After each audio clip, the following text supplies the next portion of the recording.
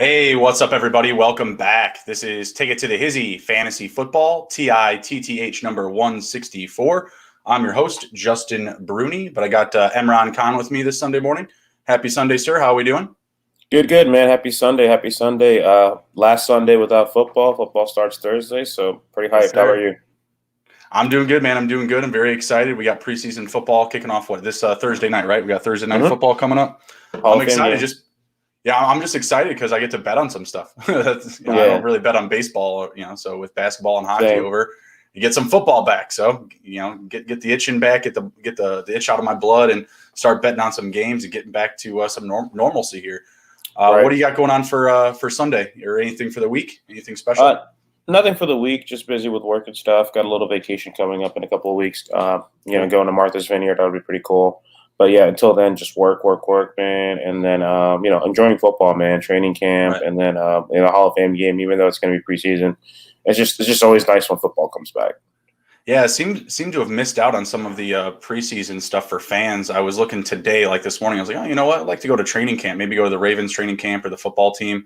I saw the football team, they're down in Richmond, so maybe pass on that. But the Ravens, I had to get jump on a waiting list. So we'll see what happens. But they had like a practice game last night that I wasn't even aware of was going on at their stadium at B&T. So that kind of sucks. Going to miss out on that, but maybe we'll get some more action going.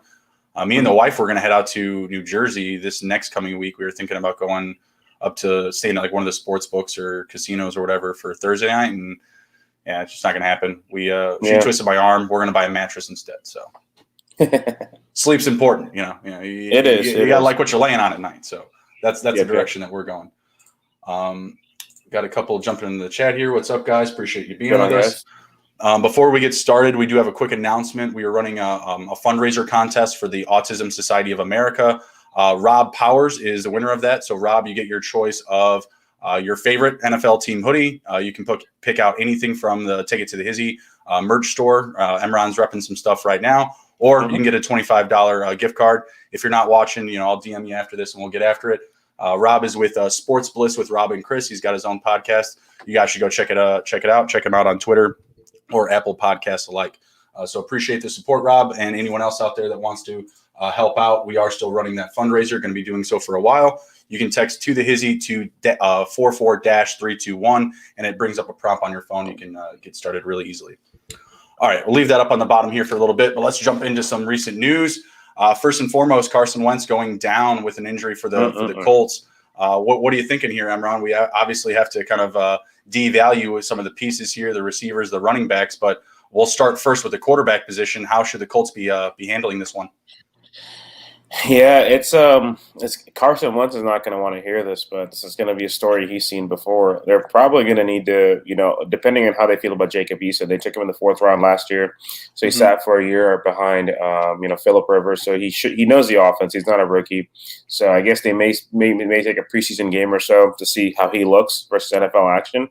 But I think they may need to look around for a veteran presence in that locker room because him and Erlinger from Texas doesn't really give me a lot of confidence for a team that wants to compete. They may need to look at somebody like Nick Foles, who knows that offense, that can step in and help out. Foles had his best year ever with Reich as his offensive coordinator, right? Kind of like Wentz did. I know Wentz, he's not going to be happy about that, but if you're the Colts, you don't really care, and you kind of need some help. We got Driscoll in the chat here. He's saying that we should start buying the Jacob Eason rookie cards. Looks like that's the route that he's going. Could be Jacob Eason. They did sign Brett Hundley, I believe, either this morning or yesterday. So he's now in that group. They also drafted Sam Ehlinger. I personally don't believe in any of those guys. I'm more on board with Nick Foles, which is really ironic for the Carson Wentz situation. That'd be kind of a damper, maybe for him. I'm sure they would. I mean, they're going to ask him first, right? Like Frank Reich, I don't think is just going to go out and make a trade for Nick Foles, or whatever. Wait for him to get cut if that's a potential opportunity to bring him on board. I thought Gardner Minshew would be really nice, but within the same division, that's really tough. I don't think that's going to happen. I also like the idea.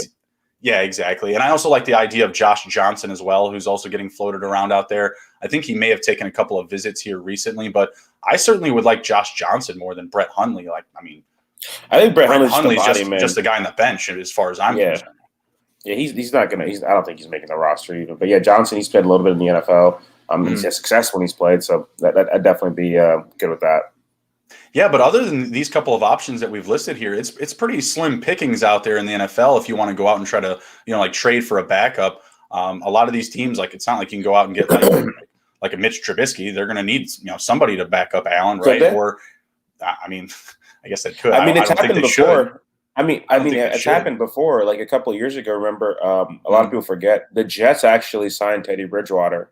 And the Saints traded for him in the preseason. I don't think he ever played a game for the Jets, and they got a third-round pick out of it. So if these quarterbacks keep going down, and I'm not saying Mitch is like a franchise savior, but he's probably better than what's out there. Mm-hmm. Sure, so yeah, I would agree with that for what else is out there. But at the same time, the Bills that they're interested in making a Super Bowl run. Doesn't seem like they trust a third stringer like Jake Fromm to step up and in. If Allen were to go down, they'd want somebody with a little bit more experience, like Trubisky or whatever else would be out there. But you look at Cleveland, they've got Case Keenum. I think Devlin Hodges is a nice little piece there for the Rams. They've got John Wolford behind Matthew Stafford, so maybe Duck Dodges gets up in there. I don't know. There's a couple of different names floating out there. Brian Hoyer was another one that I noted. You got a good 1-2 punch there with Cam and Mac Jones. Maybe not Brian Hoyer from the Patriots or Jordan Love. He's not doing anything lately. We'll get to Aaron Rodgers and Jordan Love at the back end of the show, and also Teddy Bridgewater here in a bit. But yeah, there are some few options out there, but I don't know. I feel like Jacob Eason or Sam Ehlinger probably not that far behind some of those guys that are out there. Between the two, is there one that you would prefer for this offense? Probably Eason. He sat in the offense for a year. Ehlinger is came in it was a late round pick, I believe, right? Mm-hmm. And he also sat out last season, I believe as well. I think he did as well. Yeah, I think he did as well. So I'd probably go with Eason. He's been a year in the system. He's a 4th round pick in 2020. So I think he's got a little bit of experience that I think could help out the team. But I think the benefit is that Reich is going to get a preseason game, and I think you might see whatever that quarterback is. He may do a 50-50 split, have Eason play half, Ehlinger play half, to actually see what they can do. It's something you can do in 2020. But I would not be surprised if they make a trade for Foles. But I think there's a lot of rumors that teams like the Jets are also interested because they have no veteran presence at all on that team as well in the quarterback room. So it could be competitive, and a problem for the Bears of Nick Foles' contract may actually end up being a good thing, where someone may want to take that off their hands and they actually get some value back for it. Right. I think that'd be a perfect move for the Bears and really anyone alike. Just like you said, to get that veteran presence and a guy that just has the understanding of the NFL, can go out there, read a defense, et cetera. Right. The Jets, that's another big hole there. They didn't even have Zach Wilson in the building until just recently. So, but let's move on here. We got the Denver QB battle. Both guys are looking good. Teddy Bridgewater looking like the more accurate quarterback so far, but Drew Lock has been looking really good getting the ball downfield early in camp. Who are you looking at here? Who's going to win the job? I think they're going to give Drew Lock every opportunity to win the job. That's the guy they drafted. This is the guy that has shown some flashes, right? Rookie year went 4-1, had a good touchdown and interception ratio. Last year he couldn't stay healthy. He just couldn't stay healthy. He was, but he wasn't the only one on that roster, right? A lot of other people were banged up too. So I think it's going to be Drew Lock, because the other thing is, we know what Teddy Bridgewater is, right? He's just he's just a game manager. I'm not saying that in a bad way, right? Steady Teddy, right? He'll move the ball downfield, but he like you mentioned, he doesn't really push the ball downfield, right? He'll kind of check it down. Anything under 20 yards, that's his game. But I think Drew Lock, he's going to get every opportunity to win this job. But also, it doesn't really matter. It's just for this year. They're going to get Aaron Rodgers next year, so whoever's there they're just keeping the bench for him. What do you think? Not Deshaun Watson, or him? Yeah, that's another one that's out there. Right. Oh yeah, absolutely. No, honestly, I think it's going to go to Lock if they're both looking pretty equal, just to start camp, finish camp, etc. Like they both look pretty similar in the preseason games, because I imagine they're just going to straight up split work. They got to get one of these guys rolling. They only have 3 preseason games now going forward since we've added the extra regular season game. So you're getting a little bit less time to get your guys, at least that preparation, on-field preparation going up against a real defense, whether it's first, second, third team, doesn't really matter. You want to get them in that game mode. And I feel like if they're just going to be neck and neck, Ty's going to go to the runner. It's going to go to Drew Lock, who's already been there, who has that experience with the team. Jerry Jeudy is looking really good at camp. Some of the deep shots from Lock have gone to Jeudy, and they've just, they look like highlight reels in practice. But Teddy Bridgewater, on the other hand, they said he's, just been very, very accurate. Really no surprises from either of these guys. But I still feel like there's a lot of opportunity for Teddy to take the job at some point early in the season. The first 3 games, you're looking at a pretty soft schedule, in my opinion, and the Giants, the Jags, and the Jets. So if Drew Lock isn't having success up through the first 3 games here, I expect, Teddy Bridgewater step up in games 4 and 5, Ravens and Steelers, where you're looking at much tougher defenses. So I think that Drew Lock will probably win the job. But, there are some numbers that I feel like kind of hold him back, like the bad throw percentage. He had 22.9% last season, which is an increase from the year prior from 17%. Teddy is, very steady around like 13, 14, 15%. So I feel like there is, an opportunity for him to take over the job and just be the guy in this system. So it's really on Drew Lock's shoulders. I feel like he's, going to continue to have a strong camp. Both of them need to work on their sound bites. Drew Lock's talking about, going through puberty, and Teddy Bridgewater's talking about, throw me in a jungle and I'll come back with a fur coat. They got to work on their pressers, but they look good on the field. So I like Teddy Bridgewater. He was a guy that I liked last year. Was on him to go to a bunch of different places and to have kind of a rejuvenated start. Statistically, last year was like the best year that he had. He had about 3,700 passing yards, 20 total touchdowns, 15 passing and 20 rushing. So I think there's still a lot of opportunity for him to take over this offense. As far as like the fantasy values go for the players, which quarterback gives them the biggest jump? Cortland Sutton, Jerry Jeudy, Javonte Williams, Melvin Gordon, Fant, Albert O, etc. I think it's definitely going to be Cortland Sutton coming back. That was a big loss that they had. Jeudy had a solid rookie year. It wasn't like breathtaking by any means or anything like that. But I think Sutton and Jeudy. I think Judy's going to take a big step in year 2, and they're really deep. They have one of the deepest offensive cores in the NFL. Like KJ Hamler, Tim Patrick came up out of nowhere last year. He's a solid player. So you have 4 really good receivers, right? You have Noah Fant, who's made a lot of plays. Albert O, who's another athletic tight end too. Javonte Williams, it's a loaded offense. I think Cortland Sutton coming back is the big thing, and then I'm expecting both Noah Fant and Jerry Jeudy to take that other step. And I think Javonte Williams, by the middle of the year, will kind of supplant Melvin Gordon as a lead horse. Yeah, I think fantasy owners, if you're looking at the quarterback position, with these guys, I think you want Drew Lock to win the job. Having that deep threat ability, being able to push the ball down the field, having that gunslinger mentality. I think that's the guy that you want. I mean, don't get me wrong. I don't think anyone was upset with the values that we got out of.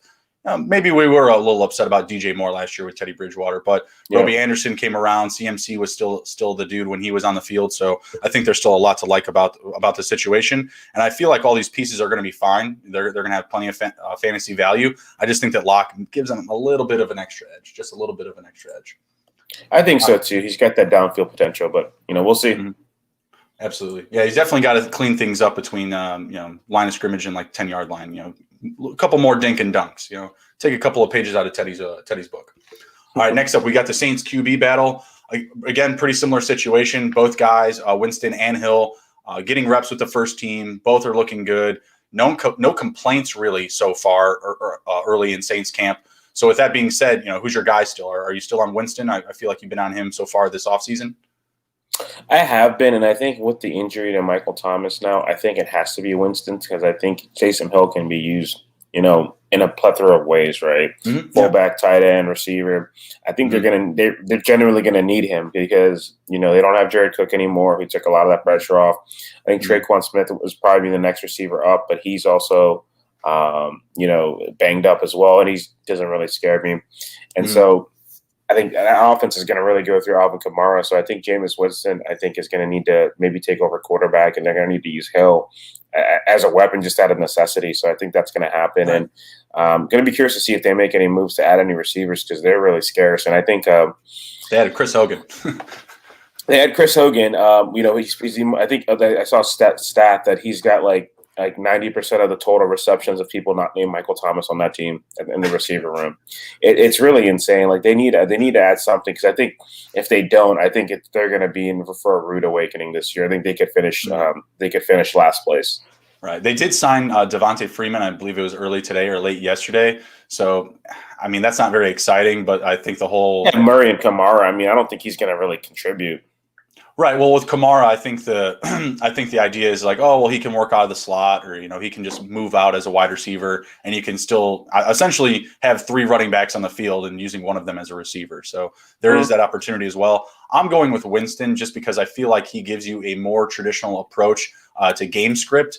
If you're using Taysom Hill as your quarterback in this offense without Michael Thomas right now, I feel like really the entire objective is to play keep away and chew clock. I don't feel like that approach is going to be ready to go for week 1 up against the Packers. No. The Packers are going to come in. They just got Aaron Rodgers back. They're going to be throwing the ball over the field, even chewing some clock themselves. They've been run heavy at times under Matthew LaFleur. So I think that's just not going to work. And they got Packers week 1, Packers week 1, Panthers week 2, Patriots week 3. Those defenses, I think, are going to be ready to go up against, a slower, grinded out type of offense with Taysom Hill just trying to, run the ball, read options with Kamara. I think you need to go a little bit more pass heavy, be a little bit more traditional, and try to push the ball downfield. And to your point, just use Hill as the gadget player that he's been. You can still have some value for him in this offense. I don't know if I'm necessarily trying to draft him in fantasy with him just being used as a receiver or running back or, trick play guy, But, this is someone who still, I think, had 10 total touchdowns last year as a running back and a receiver. Yep. Or maybe it was 9. I think it was 8 and 1. So pretty if you had the quarterbacks, and you had the quarterback touchdown, it probably was 10 when you had the passing touchdowns too. No, I think it was 8, 1, and 4. 8 rushing, 4 or 8 rushing, 1 receiving, and 4 passing, something like that. So I mean, he's got a lot of tools in his toolbox, but at the same time, I just don't think that untraditional approach is going to work for this team. They need to move forward with a guy that can push the ball down the field. And to me, that's Winston. And especially, like you said, with the injury to Thomas, there's not a lot of guys to lean on right now. You got Traquan Smith, Alvin Kamara, Adam Troutman, Marquez Galloway, now Chris Hogan. There's really not a lot to work with here. I don't think going out and getting Larry Fitzgerald or Chad Ochocinco, who's been posting to social media that he should get a shot with them. I don't think any of these guys are going to fill the hole that Michael Thomas is going to leave. Not at all, not at all. And just to kind of wrap up the other point, it was actually 13 total touchdowns, 8 rushing, 4 passing, and 1 receiving. So that's a lot of touchdowns. Yeah, I just think they use him as that tool. You can line him up as a tight end, receiver, running back, whatever, and you're still going to have kind of that, that what's the word I'm looking for? That caveat offense. Like you're not going to be able to show your hand using Taysom Hill like that. If you have Taysom Hill at quarterback, they're going to be doing pretty much one of 3 things. He's either going to be looking for a deep shot, an easy pass, or there's a read option. He's going to try to move the ball downfield with his legs. Yep, that's just what he's been doing. All right, next up, we've got QB battle in Chicago. Obviously, we're a little bit closer to the situation. Again, another scenario where both guys are looking really, really good. I've watched a lot of Fields tape so far. Personally, I mean, maybe I'm just too excited about Justin Fields, but his balls look cleaner. Like the ball and the spiral is tight, whether it's a 10-yard pass or it's a shot downfield. Andy Dalton's had a couple of good looks downfield. The moonshot to Mooney, the big Twitter video that's been going around out there. But at the same time, like Dalton, he's got that little flutter at the end on some of those deep balls. To me, Fields looks better. He's got the coaches all raving about him. He's got all the details down. He looks quick on his feet. What do you think? Can the kid start week 1? I think he can. I think one of the things that will be going against him is, I think first, as far as both quarterbacks go, I think the reason they're both looking better is I think as Bears fans for the last few years, minus 2018, we've been kind of really stuck with really poor quarterback play, right? Minus 2018 when Mitch had a good year. And so Andy Dalton coming in, right? I think I said this when he got signed. Like, he's an average quarterback. And that's not a shot at him. Like, that's what he is now. He used to be above average when he came into the league. Now, like, he's competent, right? He can run an offense. He can hit an open receiver, which sounds like really basic things. But, if you watch any Bears games the last couple of years, there have been so many games, especially poor Darnell Mooney, running wide open down the field and no one can hit him. So I think the offense is going to look better regardless. The reason I think and this could change, of course, and Dalton may start early, is, right now both starting offensive tackles are injured. Hopefully it's nothing significant, but Tevin Jenkins and Jermaine Ifedi. So you don't want to probably put your rookie quarterback up behind the line like that when he's still learning the game in the NFL speed. Andy Dalton, right, he's been in the NFL for a while, right? He knows how to protect himself. He knows how to take a sack. And he's embraced that mentorship role, because the Bears are a professional organization. They told their starting quarterback that they might draft somebody. So I think he can, but I think it's going to depend on the offensive line and also how he does in preseason, right? I think it's going to be up to him to make it really, really hard for Nagy to pick, Andy Dalton. Mm-hmm. No, I really think he is too, and kind of what you alluded to those injuries at tackle. Would really love to move Foles and clear up some cap for a couple of names that are available out there. Just saying. Yep. Would really like that to happen soon if we could, Chicago Bears. But with those guys being hurt, I actually think that could bring more opportunity for Fields to be the starter because of his mobility. Andy Dalton is more of a pocket quarterback, and Fields can extend plays. This is a guy, as a sophomore at Ohio State, that rushed for 10 touchdowns and threw for 41. It was like 51-3 was his total touchdown to interception ratio. Absolutely crazy, right? So I think he gives the offense a little bit more upside, being able to extend plays and run out of the pocket, and also just mix in the play action. Which again, he's looked really good at camp in motion. Doing the slip drills, for play action and stuff like that. Getting the ball to the running backs out in the flat, like it just looks so damn good. He looks ready to go. Jake was in the chat here saying, Nagy's kind of the obstacle there. He's in the way. And I agree with that, because where I feel that Fields should start week one, maybe even the players, the team, the media he should start week one. At the end of the day, it's going to come down to the coaching staff, and Nagy's may very well just hold his guns tight and start Dalton week one, which is still kind of been my general assumption, is that no matter how bad we want it, we don't always get what we want, especially being a Chicago Bear fan, right? Even when we had Rex Grossman and Kyle Orton going back and forth with each other, there were a lot of people believing that Grossman should stay on the sidelines for the playoffs when he came back. I was one of them. No big deal. But regardless, there is still going to be a lot of factors here. You're going to have a lot of people talking about this. This is going to be a big projection in the Chicago media. I don't think that Nagy will give Fields the reins week one. I think that we're still going to see enough in preseason that says that he should. But I'm still banging the halftime week one drum. That's been my take all offseason. We're playing the Rams week one. I think Dalton goes out there and either gets hurt or doesn't do enough to keep us in the game, and we see Fields early, which would not be unlike Matt Nagy, which he's done before. Yeah, and I think the other thing is, too, I think with Andy Dalton, may surprise some people, because I think folks don't understand that, I think the Bears' offense has been less bad as a whole and more bad at the quarterback position, because if you have bad quarterback play, it just affects everything, right? You can't run the ball because the defenses don't respect it. Your receivers can't get open, line can't protect. I think even with Dalton, if Dalton is who he is, which is an average quarterback, I think the offense is going to look a lot better. And the more I've been looking at him play and the more I've been just kind of thinking, as much as I want Fields to play right away, I could see a scenario where Andy Dalton's playing for 5, 6, 7, 8 weeks, and not because they're forcing him to play, but because the offense is being productive and they're winning games. I know a lot of people are in love with the Rams, but the Bears can handle the Rams. Their problem is their offense hasn't been able to do the job, and the defense breaks down because they're doing 3 and outs for 3.5 quarters. And they know how to play Matthew Stafford. They have some games where I think Andy Dalton he can step in and win. So I think regardless of who plays, the quarterback position is improved. But I think the more I look at it, barring Justin Fields going off in preseason and just tearing it up, which is very possible.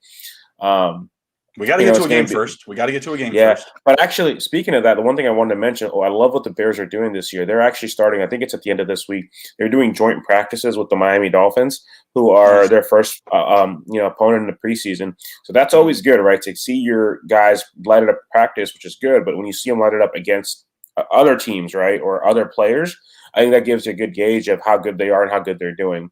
So I'm going to be curious to see over the next week how that happens. And then, super pumped, the Saturday after this one is game one. Yeah, very, very excited for it. Would love to see Fields go off in preseason, but it may be a situation where even if he does, Nagy's going to hold true and start Dalton week one. They are hosting the Bengals week 2. So if he can manage a close game in week 1, whether they win, lose, keep it close, as long as he has steady production, I see Andy Dalton getting his revenge shot week 2 at home against the Bengals, and then they have Browns in week 3. So I think that'll be a telling, good sample start for Dalton if he is in there. And like I said, Dalton has looked good. There really aren't too many complaints about Dalton so far in camp. So it may very well be him to start it out, but I think that what we've seen from Fields, everybody's going to keep the excitement levels pretty high and keep banging his drum until we get him out there. That's why we drafted him. He's the future. Let's go. Right. Why wait? All right, next up, we've got Adam Humphreys getting some love in the media and from Fitzpatrick himself. He has been Fitzpatrick's early target so far in camp. Any love for Adam Humphreys? He went in round 22 of 22 in our most recent mock draft. Can't hate that. Yeah, I mean, for Adam Humphries, I think he's a decent player, right? Like he can be a valuable weapon. Like he can get open and be a reliable target like on third downs. But if you look at the football team, right, Terry McLaurin's your clear cut number 1. They signed Curtis Samuel, that's your number 2. Logan Thomas had a breakout year, that's your number 3. You have Antonio Gibson, who's got some receiving ability, that's your number 4. So he's maybe your 5th option, maybe 4B. Gibson. So I think, is he going to have a role in the offense? I think absolutely. I think he'll be a good check down player. I think he'll be able to help. But I think the guys that are really going to be, fantasy relevant are going to be the 4 guys I mentioned. Gibson, who had 14 touchdowns last year, Samuel, McLaurin, and Thomas. So I think he'll produce for the offense and be helpful, but I don't see any fantasy value from him this year. Well, actually, right now we have Curtis Samuel dealing with a groin injury, and he's also popped up for COVID. So that's what's opened up the window for some more reps for Humphreys and Diami Brown with the first team. So with that injury kind of lingering, and I just found out he also had COVID. He was on that list. So with those lingering issues, there may be some opportunity for Adam Humphreys early on. And Humphreys and Fitzpatrick do have a connection from 2018 when they played together in Tampa Bay. In that season, I believe Humphreys had about 70-some-odd catches on 105 targets. I think it was close to 800 yards receiving, 5 touchdowns. So there is a little bit of connection and chemistry there. I like him as a late-round sleeper. It really just depends on how many rounds you have in your league. Like I said, he got drafted in round 22 of 22, and a lot of home leagues that you have going 16 or 17 rounds, he may not be drafted. So, he's kind of in that super sleeper area, like really late round guys, 70, 80 plus wide receiver ADP. So I really like him. I've been banging his drum. I thought he was going to be something with the Titans. Didn't turn out, but I like this fit. I like this fit with the football team that's looking to get a little bit more vertical and have more of a presence, downfield. And I think he can kind of set that up for, Terry, getting open downfield, even Curtis Samuel once he does get back. But right now there is a little bit more opportunity for him. So I would definitely look into some stash real estate late in your draft if you can. For sure. All right, cool. Next up, we got Dak Prescott. He's dealing with a latissimus sprain. Didn't know where the latissimus was until I read this news. It's making it difficult for him to throw. It doesn't sound like a major issue. Like the pain comes up from right here, like right under your lower shoulder and leads up to even your hands at times. So it's really just, whenever he throws, he's going to go through kind of like a deep shock until they get it right. What I read is it could last, 2 to 4 weeks essentially. Any concern at all with drafting Dak after hearing this news? It's not like it's, it's not like it's an ankle injury, like he was dealing with last year. But, does something like this popping up worry you, if you're drafting anytime soon? No, not at all. I mean, Dak's arm being sore, that's going to happen every week because that dude's going to be chucking it 80 times every game. I am not worried about that at all. If it was something with his leg or his ankle, I'd be more concerned because that could be a lingering injury from what he had happened last year. But arm soreness, no. As long as there's no, potential fractures or any type of strains or anything like that, I think he'll be just fine. Yeah, I'm not really too worried. I mean, I haven't been looking at him in drafts regardless because it's a really high draft stock. So unless I'm getting him in the first round or beginning of the second round in a super flex league, I'm probably going to stay away. And that's just because, when you're investing that high draft real estate in a quarterback, you got to bring it home, man. You got to bring it home. Right now, I would probably move Justin Herbert up a spot ahead of him, in my quarterback rankings. Maybe even Russ Wilson, just because you can't lose that guy, especially in 2 quarterback leagues. You got to have guys rolling healthy 100% for all year long, and if you miss out on a guy, you got to nail, like the young stud, like a Justin Herbert from last year, or who not Tyrod Taylor, Just a guy that like randomly goes off. Maybe Sam Darnold late in your draft, or maybe you bring home a Drew Lock or Teddy Bridgewater gem. Yep. You got to hit on something late in your draft if you're not going to be, getting your star quarterback rolling. So it actually is a little bit concerning to me, just because that's kind of been the identity of the Cowboys. They either lose, one of their stars and they, can't manage. Obviously, losing Dak last year was huge for them. Or Zeke Elliott doesn't show up, or they get injuries on the offensive line. It's just been kind of a theme for them recently. So I'm probably going to stay away a little bit until this clears up. But also in that matter, my drafts are pretty well and clear until like Labor Day weekend. So I'm not going to be drafting anytime soon. But if I'm drafting sometime in the next couple of weeks, ahead of any other updates or news, I'm probably gonna have to stay away. All right, next up we got some more camp talk. We got was it Michael Carter getting first team reps? Is he your clear choice out of that backfield there? He's going about round 8 right now. It seems pretty good value for me. Yeah, I think that's a good spot for him right now. I mean, they do have Ty Johnson and Tevin Coleman there. So there is a little bit of a committee there. I think it's going to be that way maybe for the first couple of weeks. He's going to separate himself and take over. So I think if you can get him around 8, I think that's really good value, because I think that offense is going to go through him. Young quarterback and Zach Wilson there. I think they're going to try to go through, the ground game to kind of set up things for him. And they've invested a lot in that offensive line too the last couple of years. 2 first-round picks in Mekhi Becton and ABT. So I think you could see a lot with the Jets, really focusing on Williams. So I like him in round 8. Yeah, he's a dynamic player. He can catch the ball in the backfield. He can rush. I like him a lot. I like round 8. Tevin Coleman's going on about round 12, and Ty Johnson round 19. So pick your poison, essentially. I do like some of the other players in round 8. If you're getting like a DJ Moore or a Mark Andrews, guys that I really like in that space as well. Again, that's like in like super flex leagues, 22 rounds. So I like some of the other talent in that round, and I probably already am loaded up at at running back. But if I want to really, corner that market, if everyone is really attacking the running back position, I think that's a decent buy anywhere from round 7 through 9. So yeah, I would jump on him. A lot of hype around him right now. People are talking running back 1. Maybe that's a little bit too rich. I think that's a little bit drastic, especially to Emron's point that this probably still will be a true committee at the end of the day, just because they have so many options and they don't want to lean on a young running back and a team that may still not be as successful as maybe Jets fans think. I don't know if everyone else around the league or other fans are expecting them to take a leap this year in that division. I think the Patriots probably bounce back a little bit. They're upgraded on offense. Obviously, you still have the Bills rolling right now.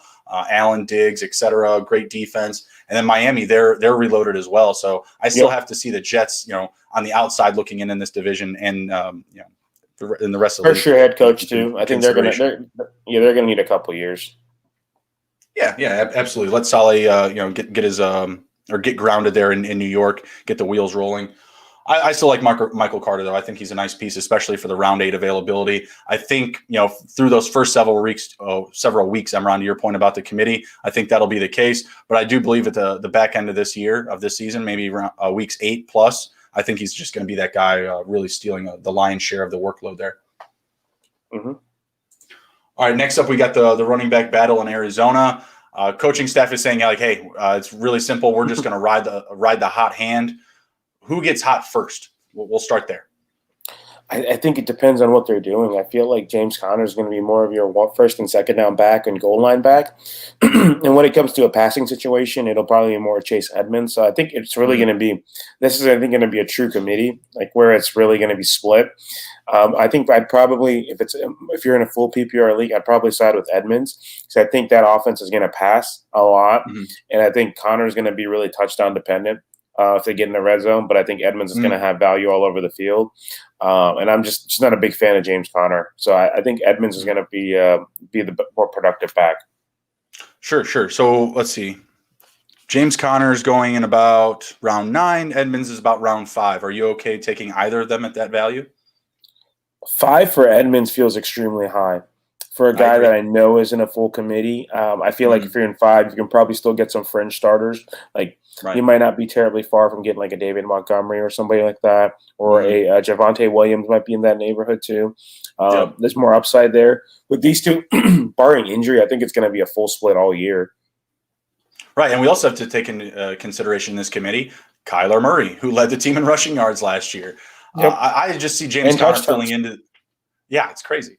I just see him filling in James Conner, that is, into the Kenyon Drake role, eating those red zone touches. And Kenyon Drake, he was serviceable down the stretch, but for many weeks, we were wanting more. We were left wanting more for certain.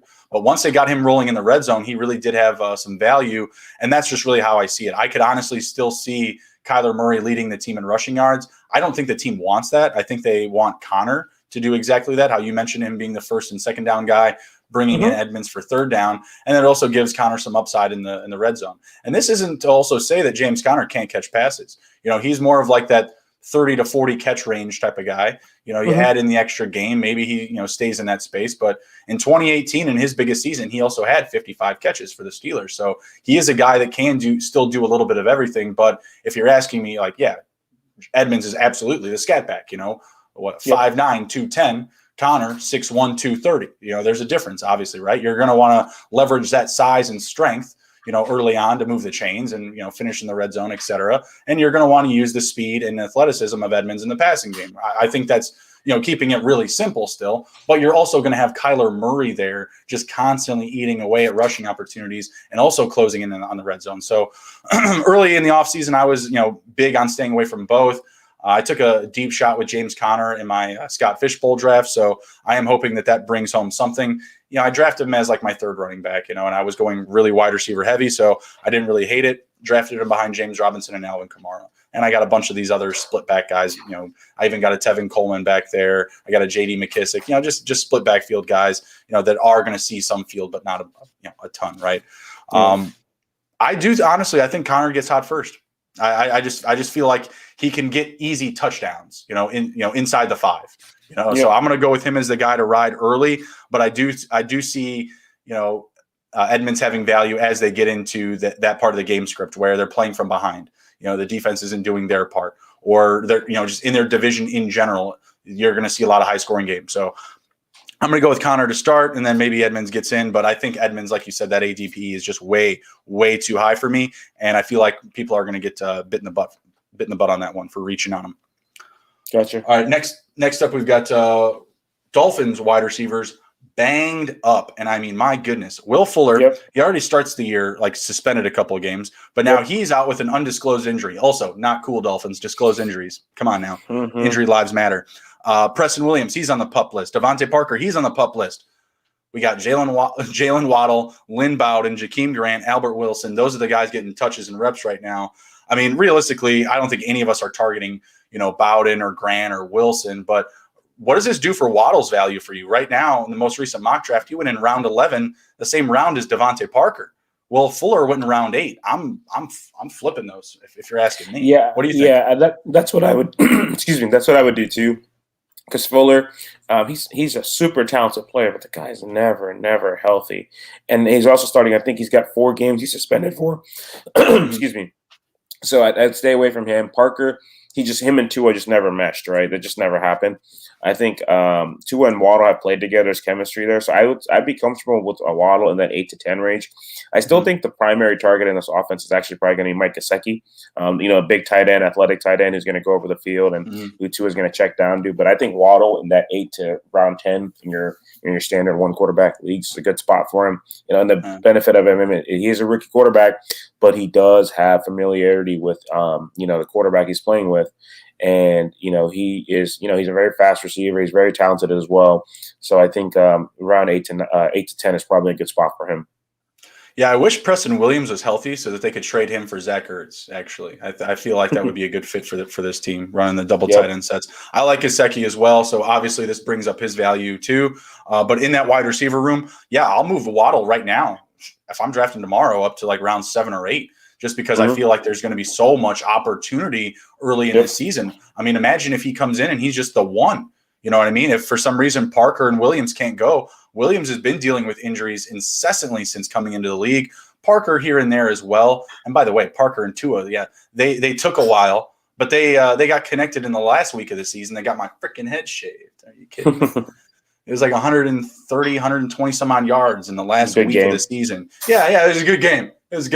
Yeah, it was great. It's great. Now he's bald because of it. Took the freaking last week. It was driving me nuts. But no, I really like Waddle a lot right now, given these injuries. I think that we should be prioritizing him even more so. If for some reason your league really starts to push the receivers off the cliff, this is definitely somebody that you want to target if it's getting really thin. You haven't drafted your wide receiver 2 yet. You're really heavy on other positions. Jalen Waddle is definitely somebody to target. Driscoll's in the chat saying TD props are going to be pretty easy for Waddle, easy pickings first couple of weeks. Yeah, I agree, man. Hopefully they keep the numbers low for us and we can cash some tickets. Capitalize. Yes, sir. Yes, sir. All right, last up here. I mean, as Bears fans, we'd be remiss not to jump into the Aaron Rodgers talk. I mean, first and foremost, let me say I have watched that 15 or 17-minute clip of Aaron Rodgers just dogging the Packers at least 3 or 4 times. It's very enjoyable. It's a very good watch. Listen, whatever. So that was super enjoyable.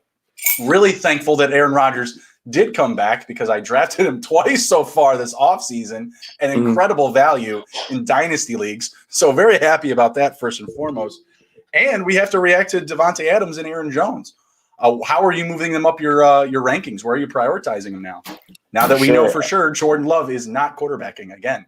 Yeah, so Adams, honestly, like I said, even though he's a Packer, got to respect game respect game. So I think he's probably wide receiver 1. Damn, all the way up to 1. Yeah. I mean, guy missed games last year. He still had 18 touchdowns. Like it's a fucking joke. Like teams know he's the only weapon they have. Still gets the ball, still kills them. So I think he's wide receiver 1 for sure. Aaron Jones, I think having him probably maybe in the top 7 is probably accurate. Probably around RB7, I think is very respectable for him. He's a dual threat back. No more Jamal Williams, and I think you may see some more AJ Dillon, who they took in the second round a couple years ago. Yep. But I think RB7 for him is good. But yeah, I think Adams is all the way back to where he was last year, wide receiver 1. Yeah, well, Jamal's with Detroit, so there will be a little bit more opportunity for Dillon. But I see a bit, even more so for Aaron Jones. So I had Adams at 6. That's with Jordan Love, assuming that there's no Aaron Rodgers. And I had Aaron Jones at 10. So that's still a lot of praise for those guys, no? Now I move them up to 3 and 6. So we're very similar. I have Devonta Adams just behind Stephon Diggs and DeAndre Hopkins. And that's not because I believe that those guys will get more touchdowns. I fully believe Adams will have more receiving touchdowns come the end of the season. It's the 160 targets that I'm expecting, the 170 targets that I want out of these 2 top guys, right? The volume is just going to be there for those 2. And while Adams is in a similar situation as far as like having little to no competition for touches at wide receiver, they just brought back Randall Cobb. Okay, that's cool. Nice little touch for A-Rod, for Aaron Rodgers. They just re-signed Alan Lazard to another 1-year extension. Okay, again, a nice little piece to keep Aaron happy, right? But Devonta Adams, like you mentioned, the 18 touchdowns, it's absolutely ridiculous. Aaron Rodgers will throw 2 to him in the first quarter. He doesn't care. He's like, yeah, we're working on 4 this game. Yeah, it's going to be a big one. It's absolutely crazy what they do, and no one can stop it. That's what I love about it. Adams, I mean, he has a ton of tangibles, right? The route running, the hands, being able to separate himself, the release, right? So he has a ton of that going for him already. The only reason I had him held back to 6 was just because I had no idea on Aaron Rodgers. So fully ready to get Aaron Jones and Devonta Adams. Honestly, I'll take any of them in the first round if it's single quarterback, right? In 2 quarterback leagues, you can get one of those top guys. I always advocate to go out and get them. But the way my RB rankings go, I got CMC, Kamara, Cook, Eckler at 4, Saquon at 5, and Aaron Jones at 6, ahead of Derrick Henry and Nick Chubb, who I still feel like I'm putting my neck out there, putting him ahead of those 2 guys. I really feel like they're going to be. Maybe I am, but Aaron Jones, he'll catch passes. He'll still take the ball up the middle. Derrick Henry doesn't have the PPR value. Again, these are PPR formats. Yeah. If you're asking me standard, I'm moving. Yeah, standard format. I'm definitely moving Henry and Chubb up ahead of Aaron Jones. Even Eckler. I got to move Eckler out of the top 5 spot if that's the case. But Aaron Jones is going to be in line for a good amount of work this year. Like you mentioned, Jamal Williams leaving, going to Detroit, a few extra touches to go around, the extra game, etc. He was a big focal point this offseason in free agency. So there's a reason why he was brought back. Of course, he was assuming he'd be playing with Aaron Rodgers, so they got that cleared up. But regardless, I think he's going to have a great year. Same for Adams. I don't know if he scaves the 18 touchdowns again, but I bet he comes close because, man, does that dude get fed. Just eats. All right, so let's close down some of our news. Let's wrap up the show with some player props. We're still a gambling network. We haven't been able to gamble in a little bit, but Thursday's coming. We'll be here. So first up, Aaron Rodgers, just talked about him. 4,575.5 yards per FanDuel Sportsbook. Over, under, which way you going? Yeah, we were talking about this one before the show. He's only done this once in his career, which I was surprised. I think I'm going to go with the over. I feel like he's going to be on a tear this year. He's just going to basically, this is his last season in Green Bay, right? I think he's just going to go out. They want to be Chicago so bad. I think this is his last year there, so I'm expecting a big year from him on his last way out, right? And I think with the extra game, I think he can get it. I think 4,600 yards is doable. I think it's a big ask still. Again, he's only done it once in his career, and the year he did it, the team went 14-1. I mean, they've gone 13-3 back-to-back seasons now. I could still see them, being in that similar type of space. Was it 12-5 now? Maybe 12-5 or 13-4, somewhere in that range. So I don't know. I don't see it. If they had added like a crazy weapon at receiver, maybe I'd be in on it. Like if they got like Odell Beckham this offseason or something like that, or just another name, maybe I'd be in on it. But I don't think Randall Cobb showed up so that that could happen. So we could be a gunslinging offense. This team also really focuses on the run game. So again, I'm gonna stay away from that one. I think that one's a little bit too high. But let's move over to a lower number. We got 3,850.5 passing yards on Sam Darnold. New offense, better weapons, West Coast style there. Well, what do we think? I take the over here. Darnold's finally going to have weapons. He's going to run out of excuses now, right? He's got, Robbie Anderson, DJ Moore. They took another receiver in the draft. My mind's slipping. And they have Terrence CMCs. Marshall. There you go, Terrence Marshall. And that's a lot of weapons. It's more than he ever had in New York. And, hitting 3,900 yards in 17 games, it's not really a big ask. I think it's around 230 a game, which is pretty pedestrian. And I think their offense, I don't think that team, I'm a little bit lower on them than a lot of people are. I think they're still going to be trailing in some games. So I think they're going to have the opportunity to rack up the yards. So I'm going over. Yeah, you hit it on the head. The game script is what's in it for me. They're going to be playing from behind. Maybe he even throws interceptions. It's not an interception prop, right? There could be some opportunities for him to do some harm to his team, but at the end of the day, I still see that him having to throw a lot. CMC is probably the biggest factor to me because he just has so much receiving work. So yeah, give me the over the 3,850. Teddy Bridgewater had 3,700 yards last year, in 15 games. So I think this is very doable. I think he's an upgrade from Teddy, and I think he's got a better deep ball. So yeah, I'm gonna take the over there. I really like that one. I really like the Aaron Rodgers one too, just the under. I just feel really confident in it, just because I still feel like they're really going to focalize a lot of their attack on the ground. So. All right, moving over to the rushing props, we got Antonio Gibson at 1,025.5. What do we think? Over, under? I'll take the over on this one. I think last year they finally, it took him a while to give him the reins and understand how talented he was. But once they did, he was just a touchdown machine, lighting it up. So I think this year, starting from the get-go, and again, the big game, the big thing is having that 17th game, which I think is going to make a big difference. And I think it's going to give a lot of people an opportunity this year to cash in on some props, because I think Vegas is going to need a year to adjust and figure out, what's realistic and what isn't. But I think at the 1,024, right, that's in the old format, that's around 66 yards a game. This one, it's like 60 yards a game. It's not a big ask for him. He's going to get fed. I think, give me the over.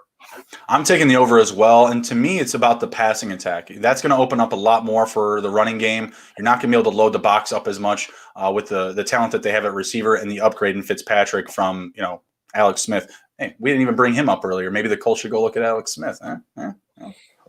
Nyheim Hines, 15 catches a game. Let's go.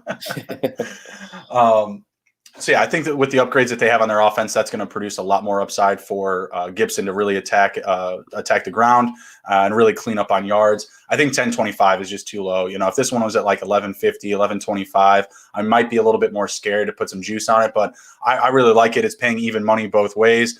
What would you say it averaged out to, 60 or 70 a game? Something like that. And the number was, what was it? Let's see, 10.25. Oh my God, it might be less than that. Give me 1 second. I'm kind of curious. Yeah, I feel like this should be an easy hit just based off of the offense in general. They're going to be more high flying. The ball's going to be moving up and down the field. 60 yards I like it a lot. 60 yards a game. That's too low for a guy that, I was banging the drum when he came into the league. Considered him like an upcoming next Matt Forte. Just had to work a little bit more on the receiving game. A lot of people don't remember when in college he was used as a dual threat, as a receiver and as a runner. So I like it a lot. Give me the over 10.25 as well. All right, next up we got Nick Chubb, bigger number, small to big. We're going 13.50.5 over under. 13.50. That's a lot.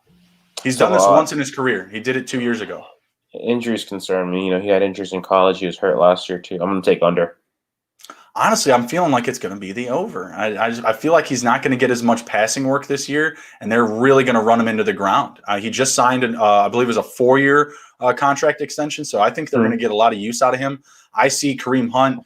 He's going to take some touches, but he's more of the scat guy. He's going to be catching more passes and be used in that approach. So I like this number. I feel like he can hit it.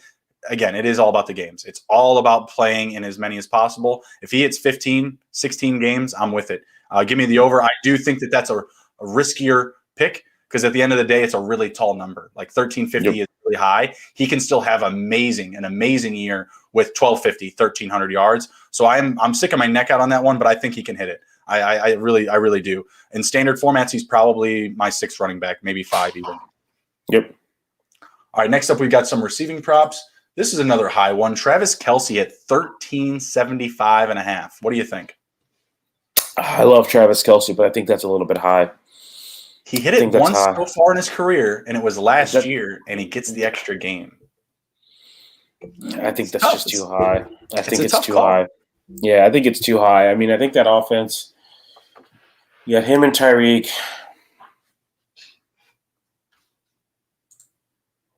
I'd say over. I think he can do it again. I think there's going to be more work. Yeah, I'm going to go with the under on this one too, and maybe I'm sticking my neck out on that call because they haven't really upgraded anything at receiver, right? They lost Watkins. They didn't sign any free agents. They're just ready to roll with Mecole Hardman. Is it Bryson Pringle? I don't know. Pringle. I think Demarcus Robinson is still there, right? Yeah, Demarcus Robinson's still there. I'd like them to kind of get into the mix for like a Zach Ertz as well. I was kind of hoping that they'd get into the mix for like Michael Thomas at some point in this offseason. I know they were talking about that. I kind of wanted them to take Juju. I wanted them to take a shot at Will Fuller too in the offseason. They didn't. So I mean, the opportunity is still there, and there should still be plenty enough touches. You get the extra game, but I'm going to go to the under.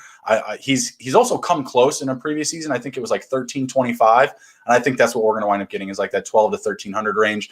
Again, still can have an awesome season and just still not hit this prop. So I'm going to go to the under on that one. Yep. All right, last one here, and we're going to close it down. We got Antonio Brown at 725.5 yards. It's easy. I'm over. You going the over?